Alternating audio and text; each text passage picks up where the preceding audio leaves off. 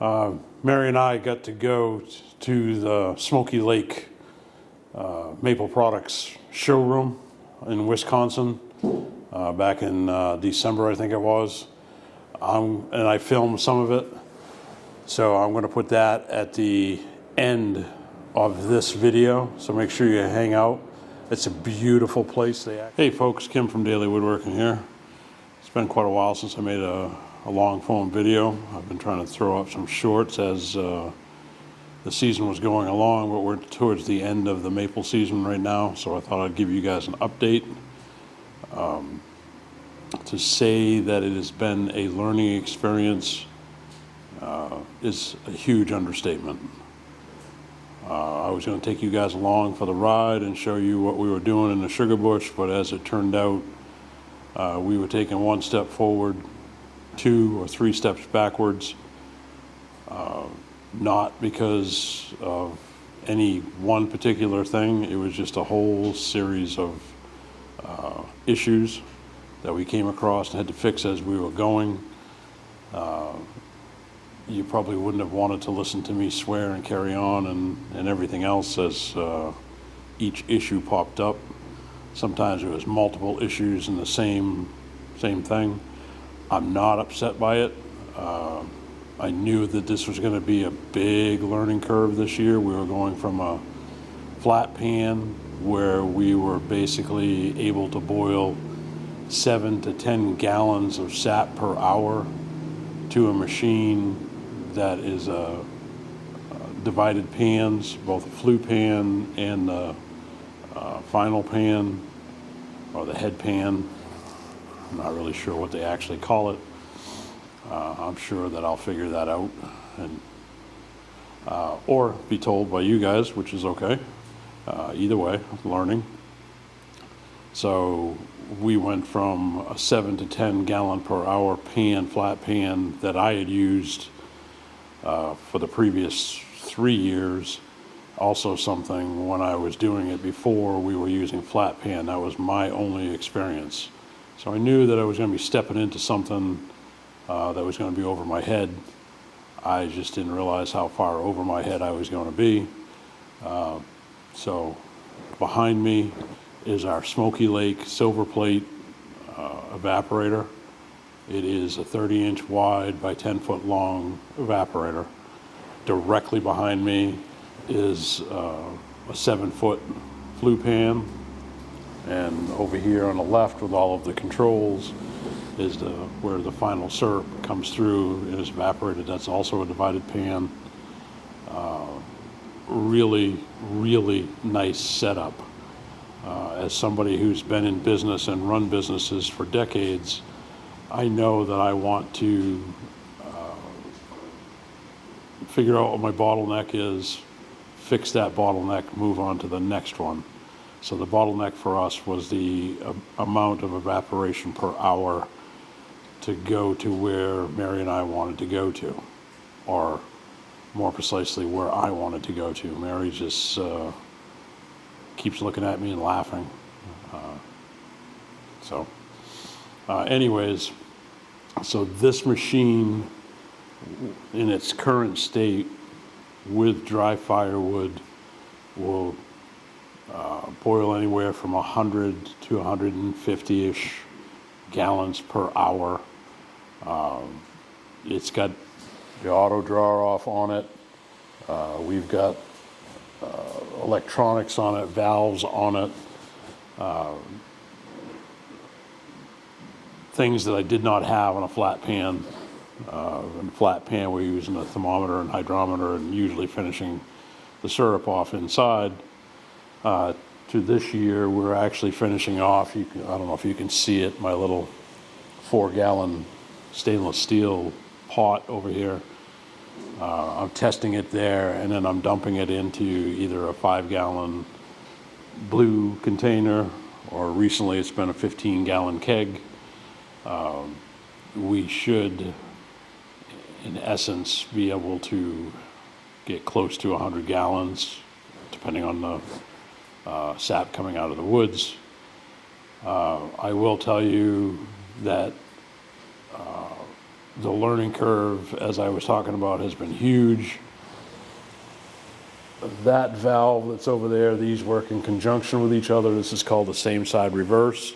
So I can move these valves and change the direction of flow within that pan. And for the first 4 or 5 times that I was using this machine, I had that valve over there in the wrong position, and it was causing me all kinds of issues. I was hitting 230 degrees, which anybody who does sugaring knows your final boil point for maple syrup is around 219, depending on barometric pressure and a few other things going on that day. So hitting 230 is close to making sugar, and I wasn't even able to float a hydrometer. A hydrometer is a special piece that you put down in, and it floats up and it tells you the Brix, or basically the percentage of sugar that's in your syrup. All I was actually able to create, much to my own frustration, was really sweet tasting maple water, not syrup. But at 230 degrees, it should have been syrup. And I knew that, and it was frustrating me, and I could not figure it out.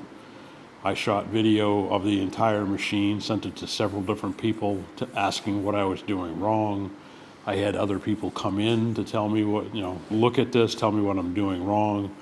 And no one figured it out until I decided I was going to change this temperature probe right here to another one, because it had to be reading wrong. That was the only thing that made sense.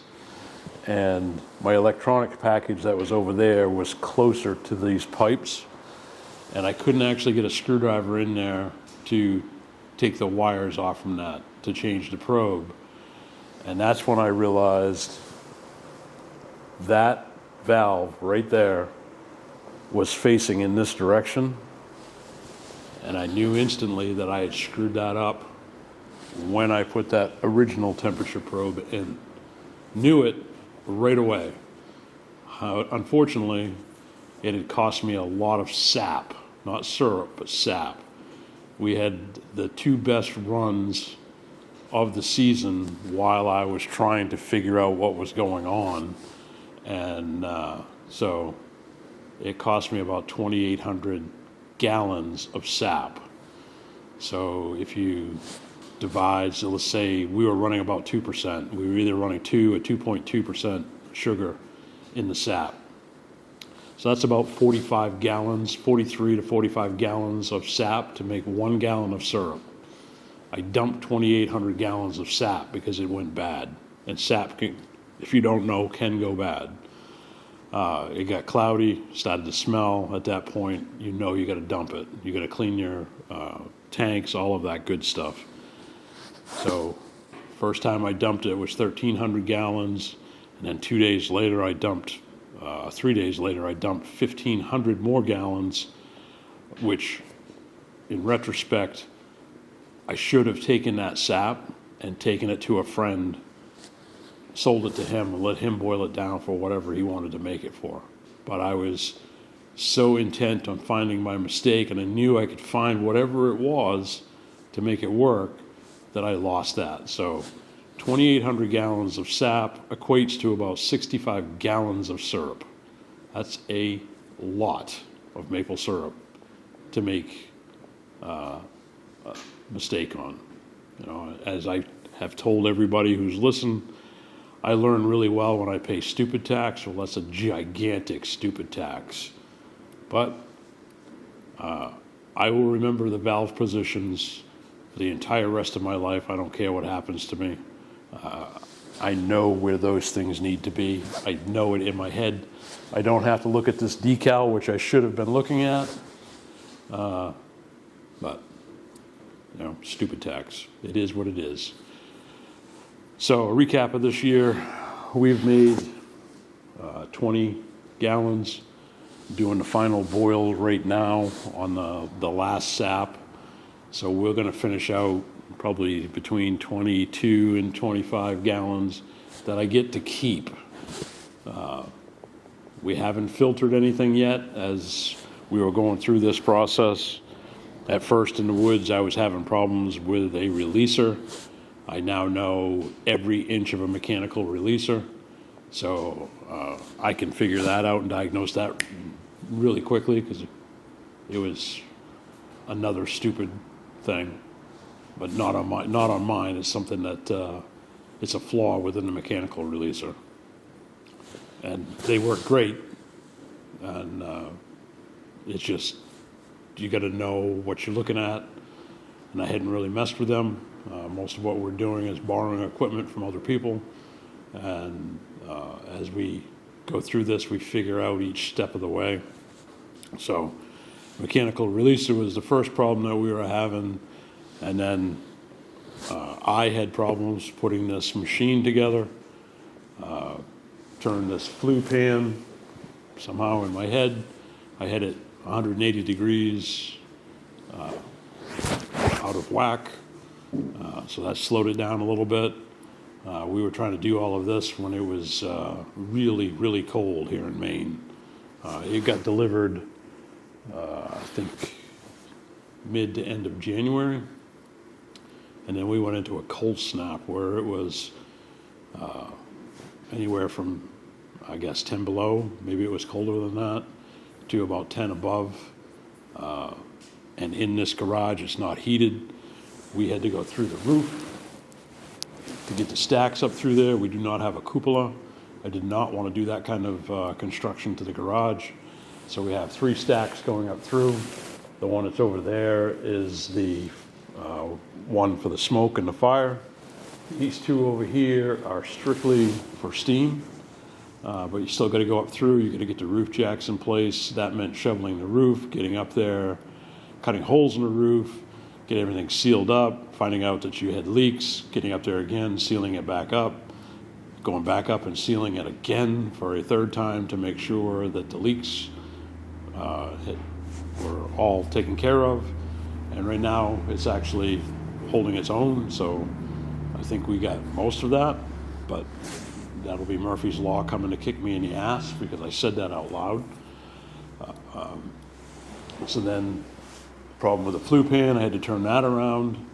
There's only so much time you can actually work in here. We had a kerosene heater that would only really warm this place.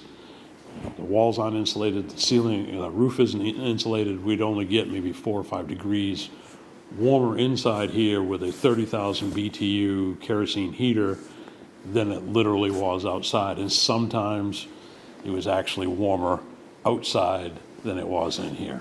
And we would open the garage doors to let the heat in. It makes no sense, but that's the way it was. Then we had to brick everything. We got everything together.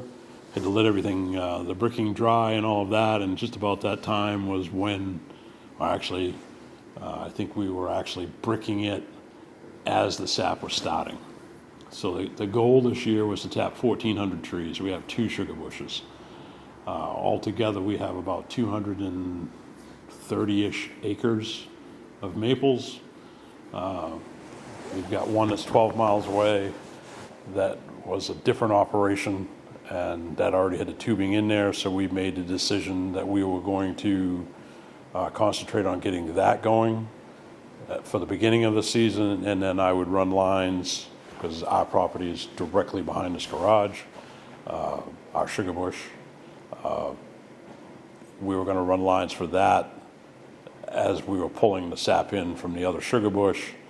And again, the problems with the releasers and issues with vacuums, there's no way to be able to express to you, unless you're a sugar maker, how much damage a squirrel, mice, woodpeckers, coyotes, bear can do to tap lines. It is incredible how much damage those little things can do.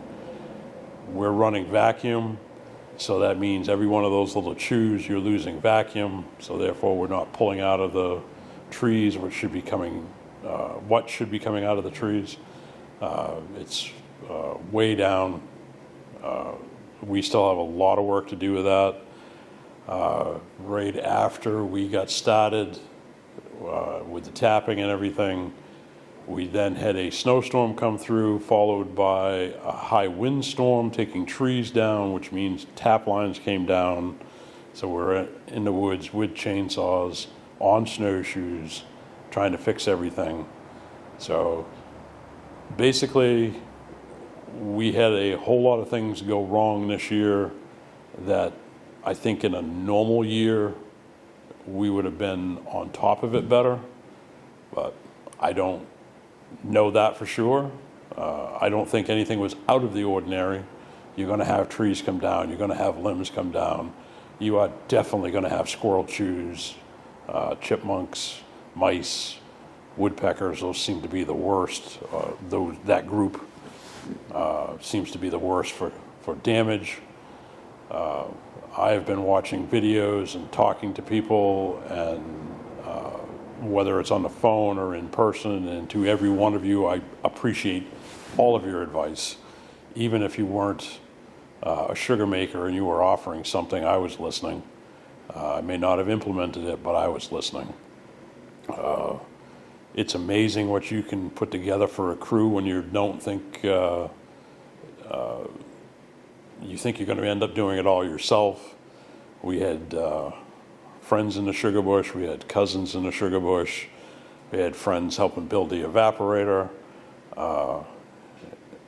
Everybody seems to want to be involved, and that's fantastic. Very few of them actually want to work. Most people want to be involved by saying, hey, you know what, I'll be a taste tester for you. No need to apply. We have plenty of those.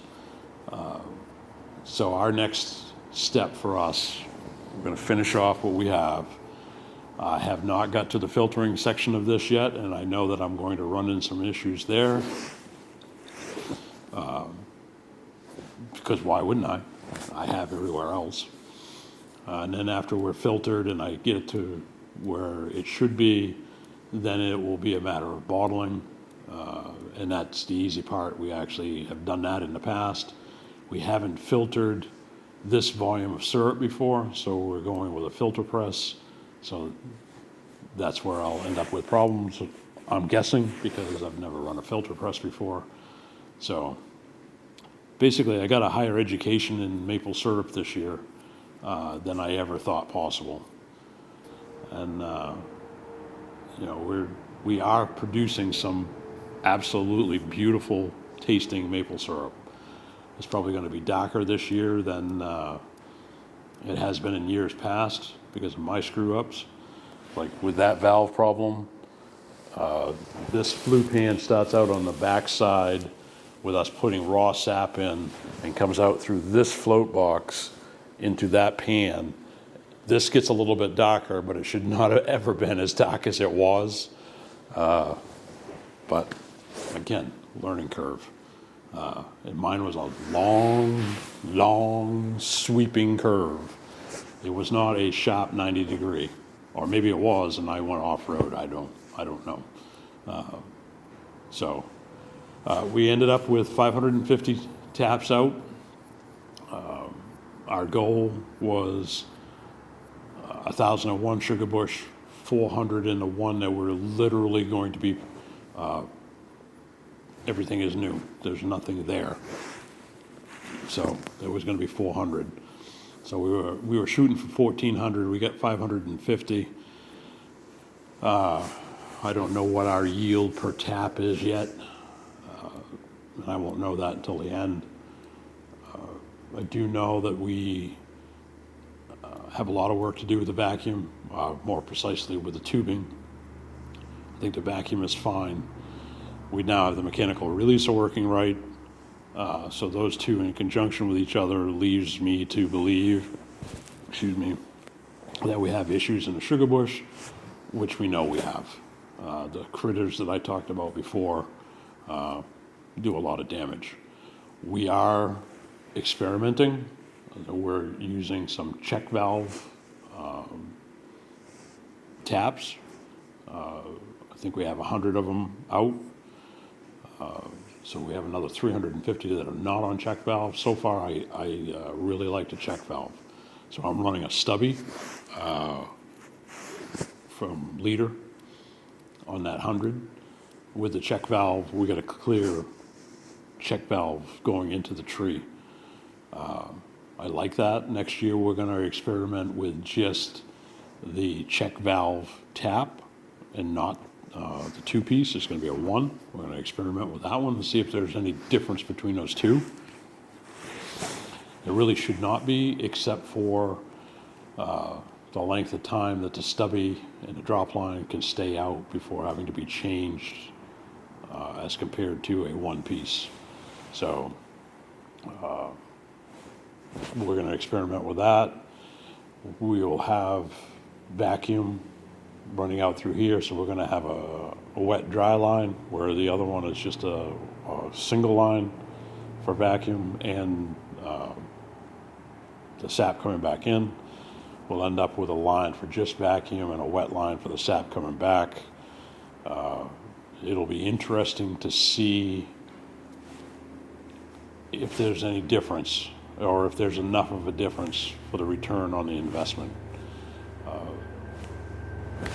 No idea. I've listened to all the experts. I've listened to all the people who are not the experts, and everybody has an opinion. You know what that's like. But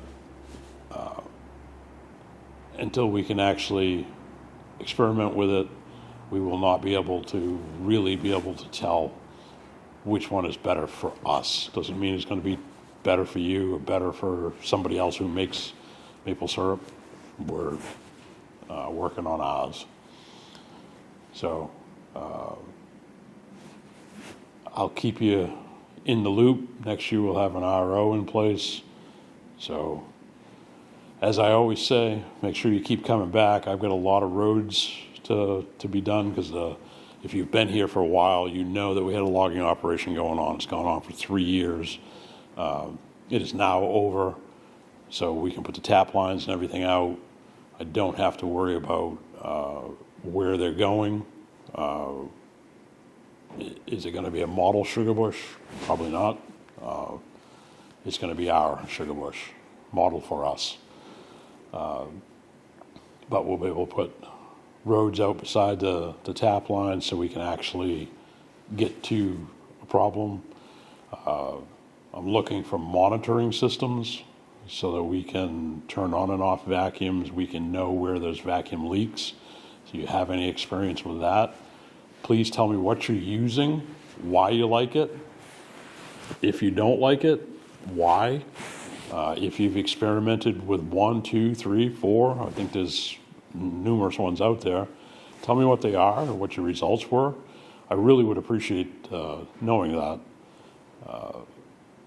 At this point, I don't have one over the other that we know we're going to use. We do know that we are 12 miles from one sugar bush.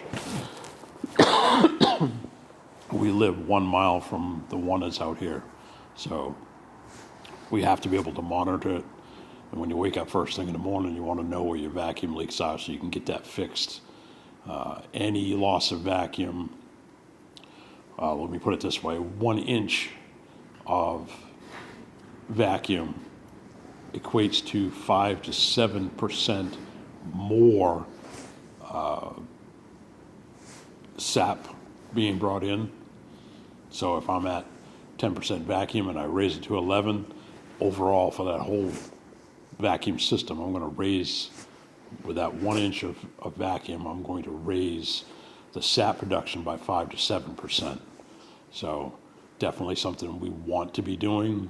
We want to make sure that we've got it as high as we can, which means we want it to be 28 inches, ideally. I mean, higher would be better, but you can only go to 30, 26 inches, whatever it works out to be. This year we took it from 11% to 15%, so we made gains. And now as I go to pull the taps, I'm going to find out where we lost some, because I'm going to guess we have some taps that are not in the trees, or taps are in the trees, but the line is not on it. But anyways, I'm going to wrap this up. Appreciate everybody watching. If you've got advice, please give it freely. And for everybody that helped us, thank you. You have no idea what it actually meant to us, but Mary and I were very, very happy with all of the help that we had this year. Thank you, and I'll catch you in the next one.